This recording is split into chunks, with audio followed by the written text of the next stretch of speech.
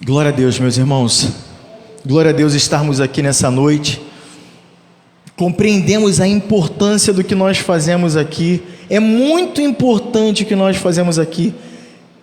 E como o pastor gosta de falar, é vida ou morte a oração para a nossa alma. Estarmos diante de Deus, colocarmos diante de Deus as nossas petições, as nossas súplicas em oração é muito importante. Estar orando pela igreja é muito importante, né? Uma boa noite para os irmãos que aqui se encontram, a paz do Senhor. Da mesma maneira, aqueles que nos acompanham pela live, tem um povo fiel ali que nos acompanham, escutam a palavra do Senhor às quartas-feiras, né? A paz do Senhor, uma boa noite, que Deus te abençoe também. Mas é isso, meus irmãos, é muito importante. Às vezes nós chegamos aqui, como eu falei, cansado, né? E às vezes o dia a dia ele nos desmotiva, mas quando entramos na casa do Senhor e quando nos colocamos na presença dele, quando começamos a exaltar, a falar com Deus, ele vai renovando as nossas forças. E como é bom estar na casa do Senhor, como é bom estar na casa do Senhor. Amém? Os nossos anúncios, os nossos cultos são aos domingos pela manhã. Nós temos o nosso estudo, que é o CETEB, o Seminário Teológico de Base, muito importante. Tem sido bênção, ministrado pelo professor Diego. O professor Diego, inclusive, tem feito vídeos com resumos e eu tenho acompanhado, tem sido bênção. É às 9 horas da manhã, você está convidado, todos estão convidados a estarmos aprendendo mais da palavra do Senhor. Às 10 horas da manhã, o nosso culto público de louvor e adoração.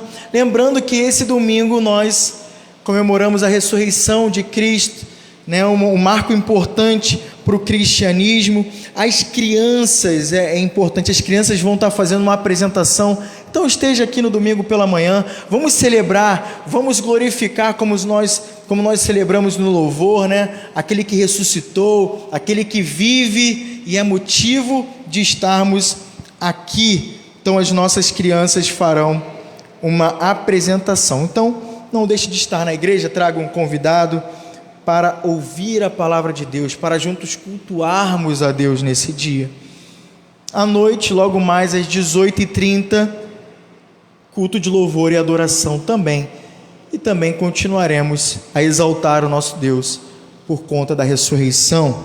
Amém? Às quartas-feiras, às 19h30, às vezes começamos às 19h40, mas sempre estamos aqui, sempre estamos orando. Tem sempre um povo que faz se ouvir a sua voz, né? Essas portas aqui estão abertas e estamos aqui sempre orando e entregando essa igreja, as nossas famílias, a cada um nas mãos do Senhor.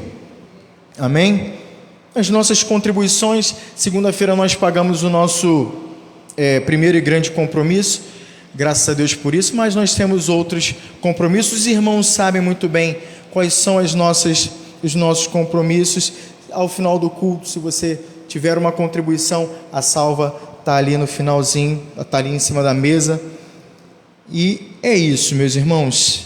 Vamos ouvir a palavra de Deus nessa noite.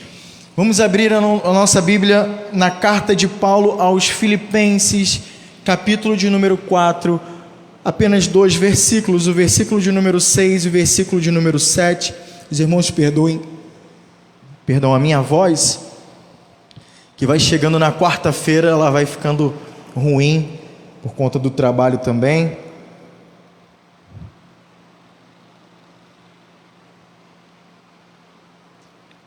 Carta de Paulo aos Filipenses, capítulo de número 4, versículos de número 6 e 7, mantendo, né, aquilo que o pastor falou, de às quartas-feiras está trazendo sempre uma ministração a respeito de oração.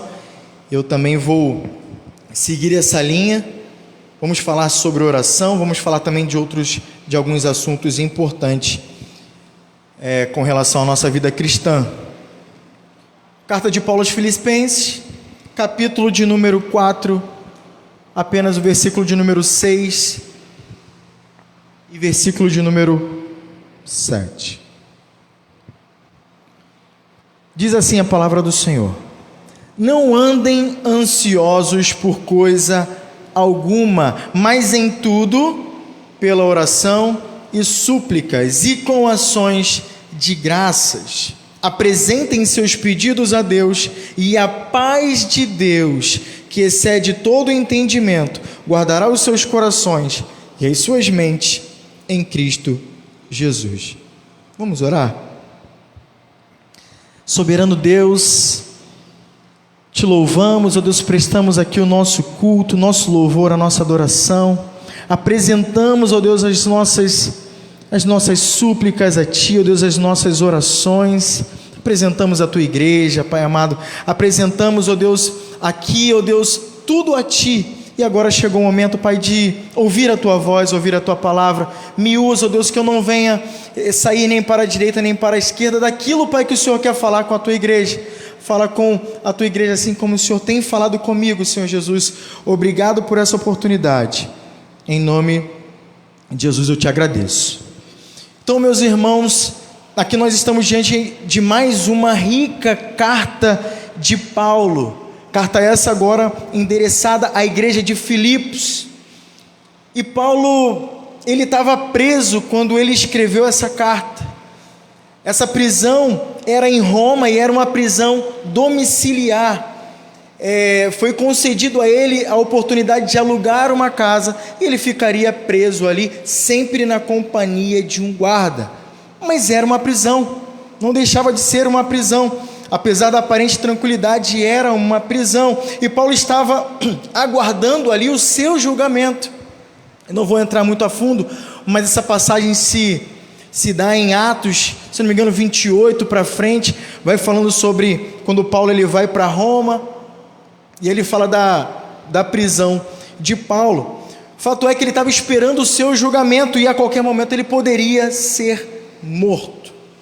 E aí então, o contexto dessa carta de Filipos, um homem chamado Epafrodito, ele vai fazer uma visita para Paulo, ele leva consigo uma oferta da igreja de Filipe. A igreja de Filipe oferta ao Paulo com o objetivo de o ajudar, financeiramente, a custear algumas despesas, e é dentro desse contexto que Paulo aproveita a oportunidade para escrever essa carta.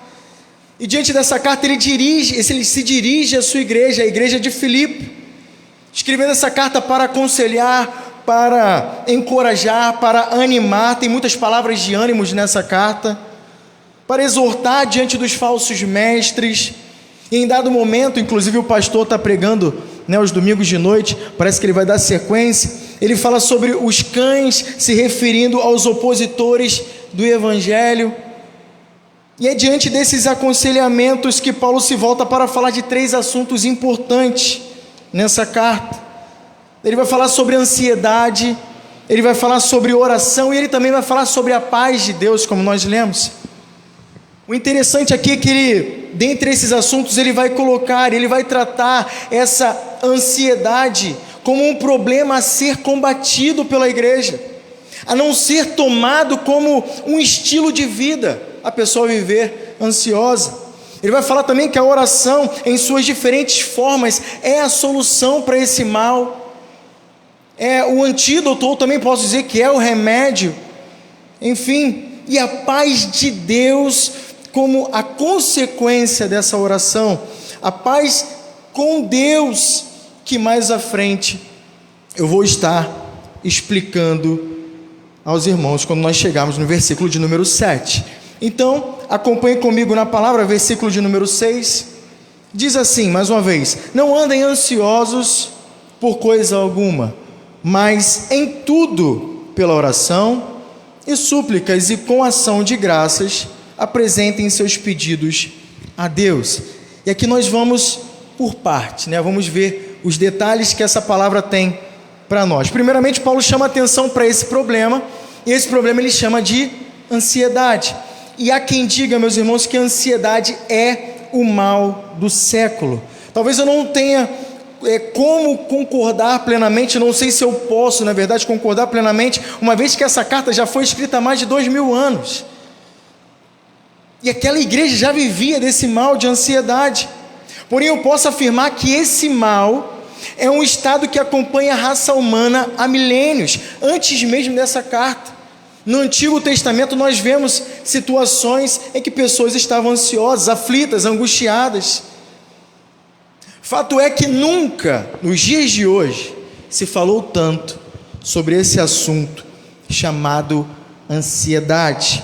Através de um estudo, eu estava vendo, feito pela OMS, foi constatado que 50 ou mais de 50% das pessoas que passam por hospitais são vítimas desse mal chamado ansiedade. E recentemente, antes mesmo de eu estar preparando essa palavra, eu vi uma reportagem sobre 26 alunos de uma escola estadual em Pernambuco, não sei se os irmãos acompanharam, e elas apresentaram um quadro de taquicardia, suor intenso, sudorese intenso que fala, tremor nas pernas. Algumas crianças chegaram a desmaiar e o diagnóstico foi crise de ansiedade coletiva.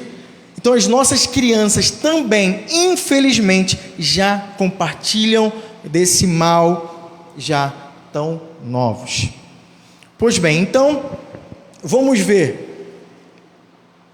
o que diz essa carta, e já de antemão nós podemos então perceber que ela é mais atual do que se podia imaginar, do que nós podemos imaginar. Paulo está falando sobre algo muito atual nos nossos dias. Olha o que Paulo diz: não andem ansiosos de coisa alguma. A expressão da palavra andar ansioso era de fato relacionada a alguém que vivia ansioso. Andar ansioso, aqui está querendo dizer viver ansioso. Alguém que tinha como forma de vida um estado permanente de ansiedade, de preocupação, de inquietude. Então o que Paulo chama a atenção aqui é para que aqueles crentes não vivessem daquela maneira. Não vivam ansiosos, não vivam preocupados. E essa recomendação se estende a nós como igreja. Alcançou a nós. Não vivamos ansiosos, e mais à frente ele vai mostrar a maneira pela qual nós devemos viver como igreja, como cristãos.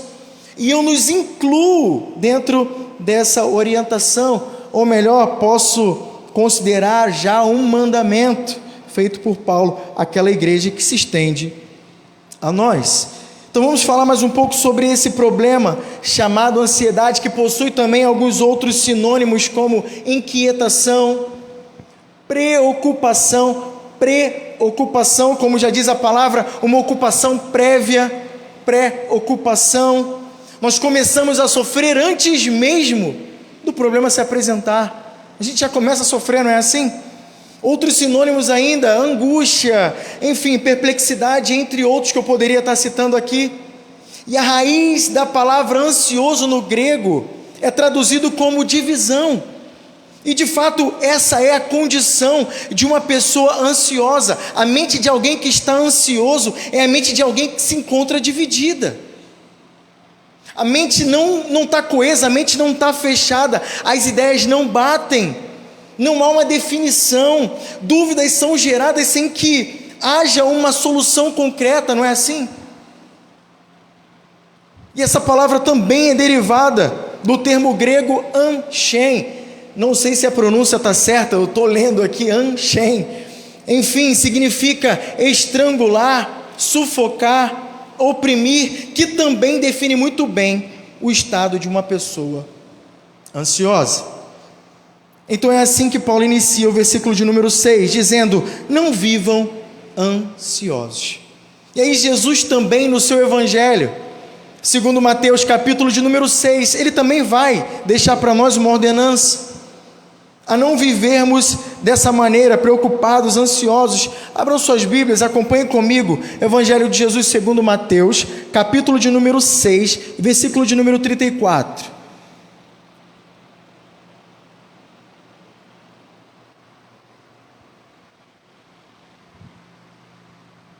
Mateus 6, 34. Mateus 6,34, e diz assim, um texto bastante conhecido: portanto, não se preocupem com o amanhã, pois o amanhã se preocupará consigo mesmo, basta a cada dia o seu próprio mal. E o contexto aqui é de como Deus cuida dos seus. E como Ele cuida das flores dos campos. Ele vai falar sempre muito belas, dos animais, das aves dos céus, quanto mais a nós com relação ao que comer e ao que vestir. É isso que diz. Então agora é Jesus quem fala: não vivam ansiosos, não vivam preocupados, mas busquem o reino de Deus, e todas estas coisas, Ele vai falar, o que comer, o que vestir, nos serão acrescentados. Meus irmãos, o estado de ansiedade ainda demonstra a fragilidade da nossa fé. Ela é incompatível com a fé cristã. Um homem de fé chamado George Miller disse certa vez que o começo da ansiedade é o fim da fé. Ela desvia a nossa atenção de um Deus que está no controle de todas as coisas para um problema que acabou de se apresentar, uma circunstância que se apresentou. Então essa era a recomendação de Paulo, ou melhor, o mandamento para aquela igreja que se estende a nós: não vivam ansiosos. Isso faz mal para a nossa fé. Versículo de número 6 ainda, vamos ver mais alguns detalhes. Não andem ansiosos por coisa alguma, mas em tudo, pela oração e súplicas e com ações de graças, apresentem seus pedidos a Deus. Ele diz: não andem ansiosos de coisa alguma. E outro detalhe aqui que pode ser extraído está nessas duas palavras: coisa alguma. Ou seja, do menor ao maior problema. Não percam a sua fé por nenhum tipo de problema, seja ele bem pequeno, seja ele muito grande, não importa. Por coisa alguma, é o que diz Paulo. Então agora a sua orientação, parafraseando a frase dele, agora é: não vivam ansiosos por conta dos pequenos e grandes problemas que têm se apresentado. Não andem ansiosos diante dos pequenos e grandes problemas que fatalmente vão se apresentar durante a nossa caminhada cristã. E a partir desse ponto que ele começa a mostrar a maneira pela qual a igreja venceria esse problema, a solução para esse mal tão atual e presente nos nossos dias, o remédio para combater esse estado de espírito. E ele vai falar que é a oração. A oração, vai falar as petições em orações, súplicas e ações de graças. Vamos caminhar. Versículo de número 6: não andem ansiosos por coisa alguma, mas em tudo, pela oração, súplicas e com ações de graças, apresentem seus pedidos a Deus. Então notem que tem um mais agora na sua frase. Não vivam ansiosos, mas, e agora ele coloca em tudo. O que isso implica? Ou seja, ele vai fazer um contraponto aqui entre coisa alguma, como nós falamos anteriormente, e em tudo. Se por um lado eu não devo viver ansioso por causa alguma, por coisa alguma, do menor ao maior problema, em tudo,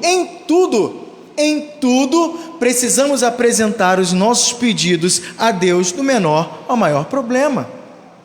Eu vou repetir: se por um lado eu não devo viver ansioso por coisa alguma, do menor ao maior problema, em tudo nós devemos apresentar os nossos pedidos a Deus do menor ao maior problema. É para entregar todos os nossos problemas ao Senhor, apresentar todos os nossos problemas a Deus. Ele menciona aqui 3 pedidos. Esses pedidos de 3 formas, oração, súplica e ações de graça. Então, se por um lado Paulo agora ele nos instruiu a como não viver, por outro ele nos mostra a maneira pela qual nós devemos viver, e a maneira pela qual nós venceremos essas dificuldades, a maneira pela qual nós adquirimos forças, a maneira pela qual nós crescemos, que é através de uma vida de oração. E vamos começar agora falando sobre oração.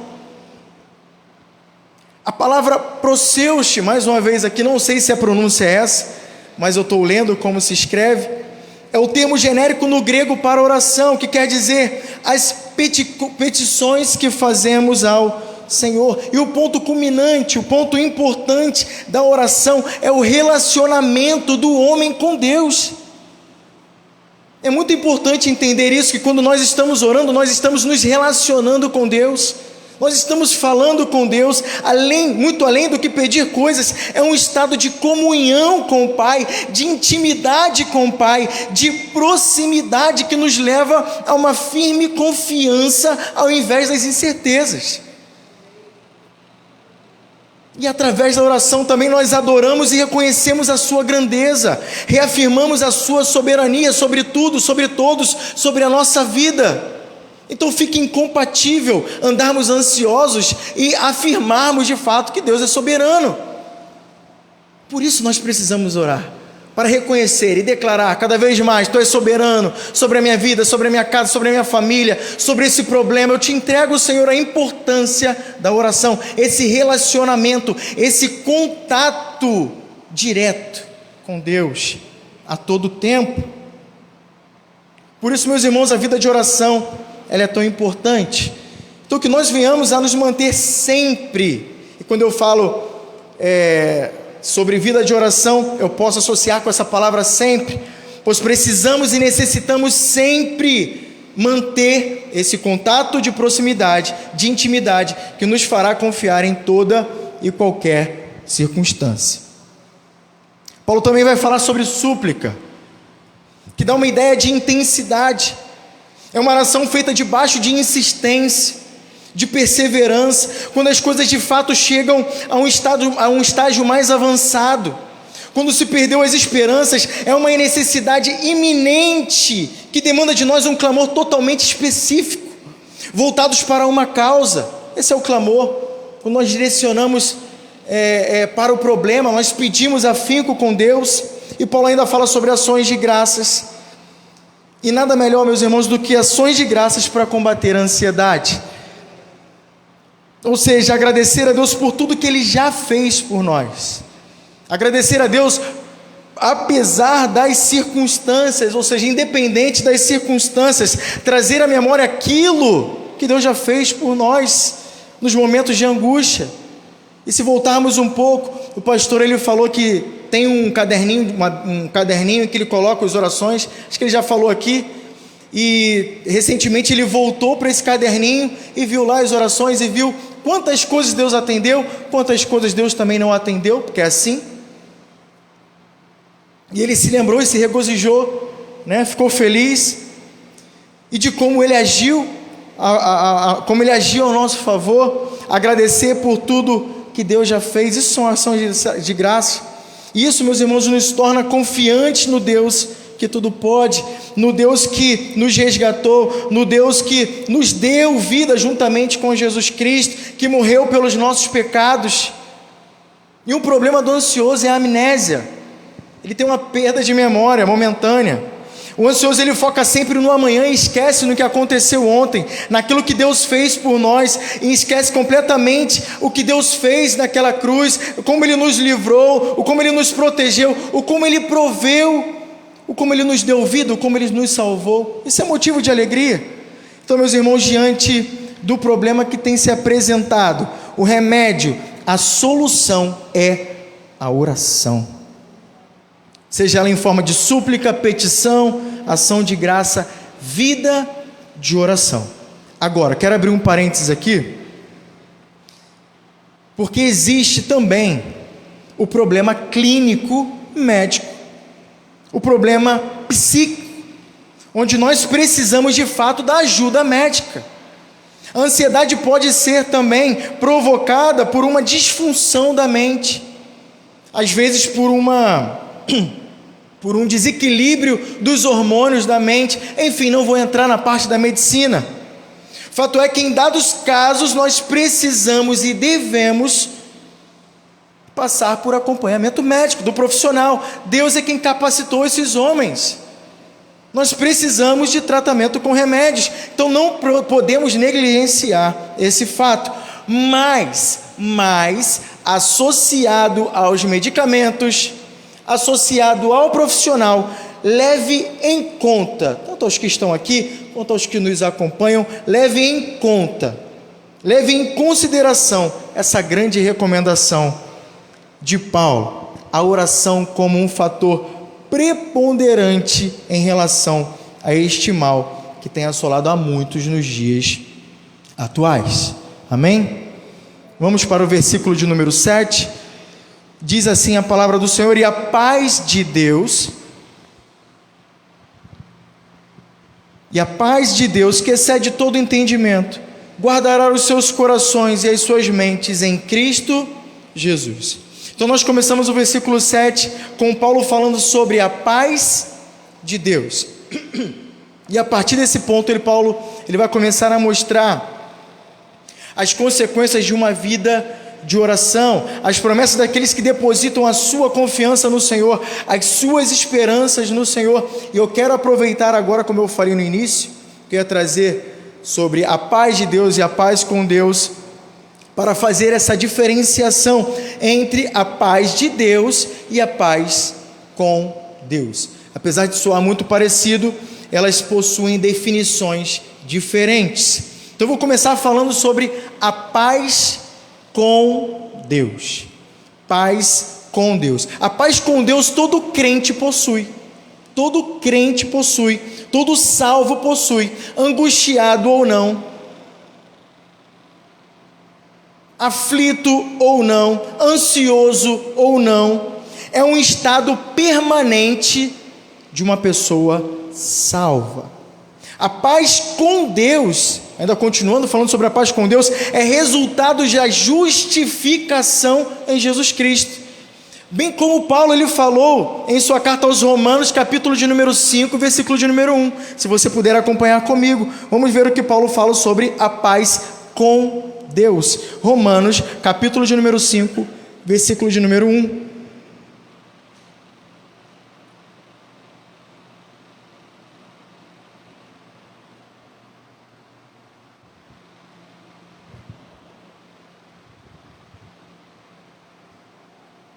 Romanos 5, versículo 1 diz assim: tendo sido, pois, justificados pela fé, temos paz com Deus, por nosso Senhor Jesus Cristo. Então, se você é salvo, se você crê em Cristo, você possui a paz com Deus. Não estamos mais em guerra com Deus. As iras do Senhor, nós não já estamos mais debaixo da ira do Senhor. Nós temos paz com Deus. Entretanto, agora vem a diferença, nem sempre um salvo possui a paz de Deus.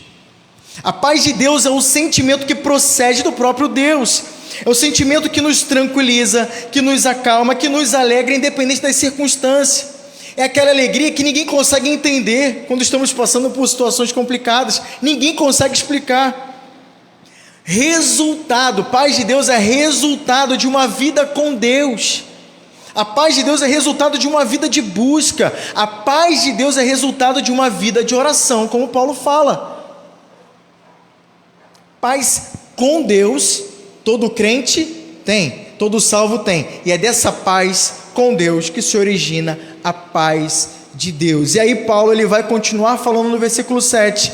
A paz de Deus que excede todo o entendimento. Essa é a paz de Deus, procede de Deus, tão profunda que é capaz de exceder todo o entendimento, capaz de exceder toda a capacidade de explicação, mas que pode ser perfeitamente sentida.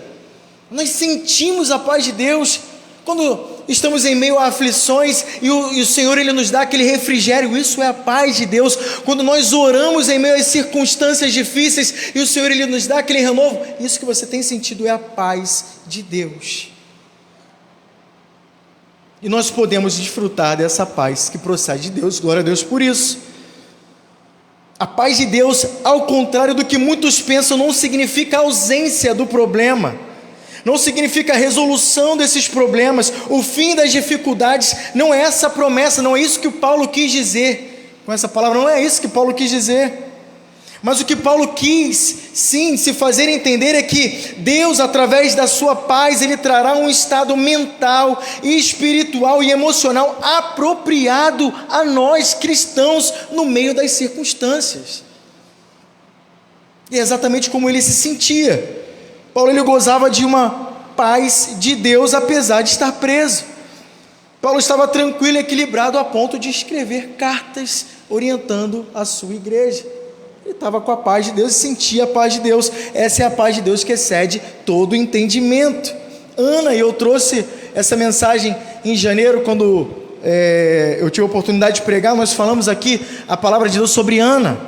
Ana é um exemplo, eu gostaria de estar trazendo esse exemplo. Mãe de Samuel. É o exemplo perfeito de alguém que saiu do estado de angústia, de ansiedade, para gozar da paz de Deus através da oração.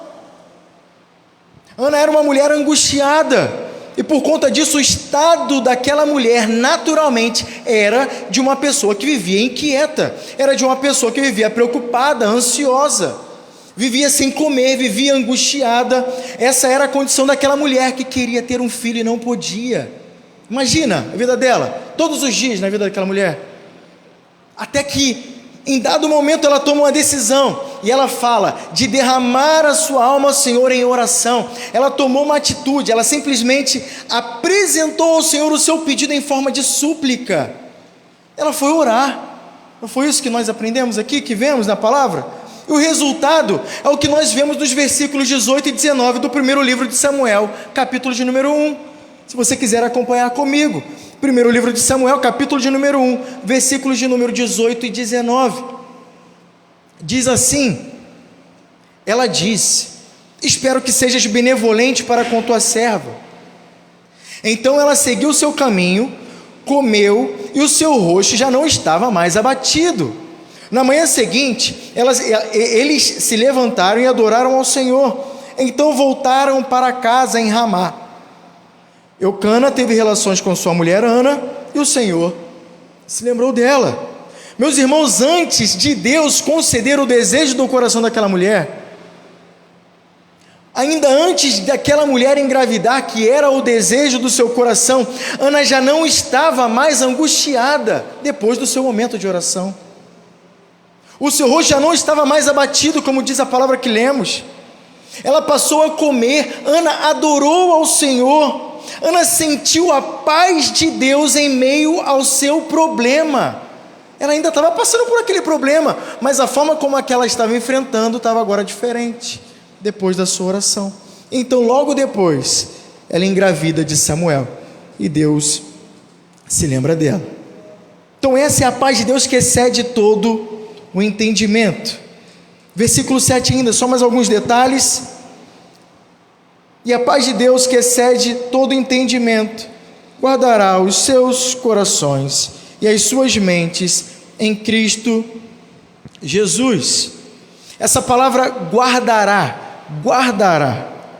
é uma palavra retirada do vocabulário militar romano, e muito apropriada aos filipenses, uma vez que Filipos era colônia militar.